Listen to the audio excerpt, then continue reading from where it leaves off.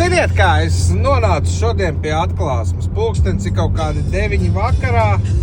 Es tikai tikko izbraucu no darbiņa un tas, ko es gribēju teikt, ka dažreiz liekas, ka dzīvē viss ir slikti un ka viss iet uz leju un ka notiek viss, kas vien var notikt, viss aiziet grīstē. Bet tad vajag uzlikt Relax FM, iekāpt kādā auto, kurš nekad nepieviļ, kā piemēram šis 406. Peugeots, jeb Peugeot. Un tu saproti, ka nav nemaz tik traki un viss ir kārtībā.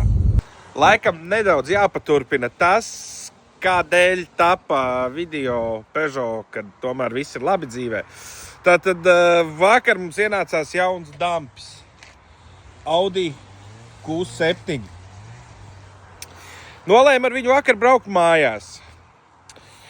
Pusceļā uz mājām sapratu, ka es aizmirsu telefonu darbā, atgriezos apakaļ uz placi un noparkoju tieši vārtiem pa vidu vārtu priekšā.